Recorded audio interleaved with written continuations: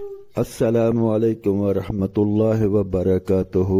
تمام تعریفیں رب تعالی جل شانہ کے لیے ہیں، جس نے ہمیں پیدا کیا، جو ہماری تمام ضرورتوں کو پورا فرما رہے ہیں، ہماری ضرورتوں کا خیال کرتے ہیں، ہماری حفاظت فرماتے ہیں۔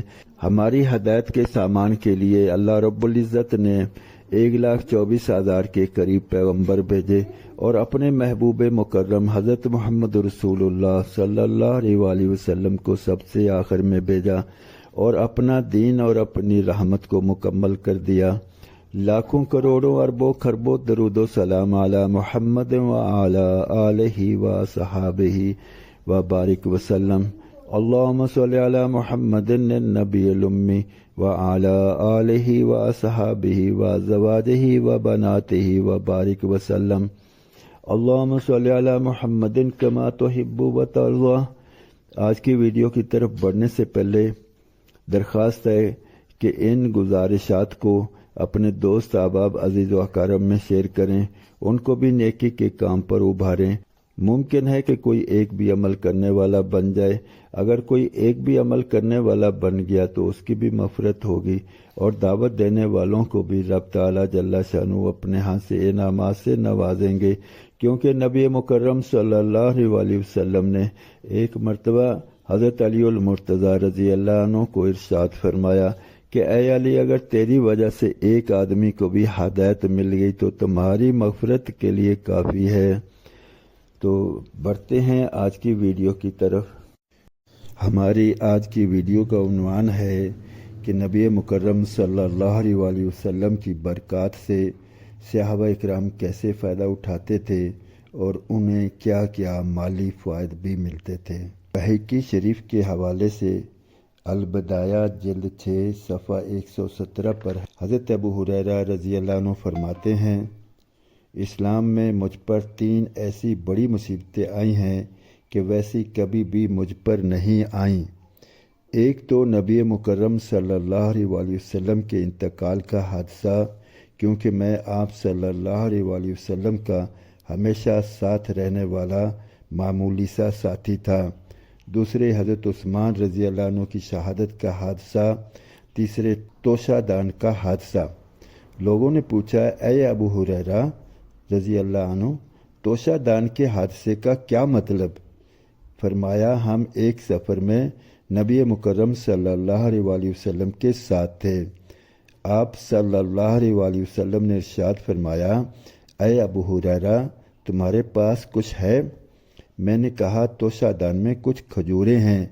آپ صلی اللہ علیہ وآلہ وسلم نے ارشاد فرمایا، لے آؤ۔ میں کھجوریں نکال کر آپ صلی اللہ علیہ وآلہ وسلم کی خدمت میں پیش کر دیں۔ آپ صلی اللہ علیہ وآلہ وسلم نے ان پر ہاتھ پھیرا اور برکت کے لیے دعا فرمائی۔ پھر فرمایا، 10 آدمیوں کو بلا کر لاؤ۔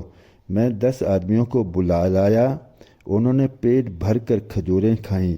پھر اسی طرح 10 آدمی آ کر کھاتے رہے، یہاں تک کہ سارے لشکر نے کھا لیا اور توشہ دان میں پھر بھی کھجوریں بچ رہیں۔ آپ صلی اللہ علیہ وآلہ وسلم نے فرمایا، اے ابو ہریرہ، جب تم اس توشہ دان میں سے کھجوریں نکالنا چاہو تو اس میں ہاتھ ڈال کر نکالنا اور اسے الٹانا نہیں۔ حضرت ابو ہریرہ رضی اللہ عنہ فرماتے ہیں، میں نبی مکرم صلی اللہ علیہ وآلہ وسلم کی ساری زندگی میں اس سے نکال کر کھاتا رہا۔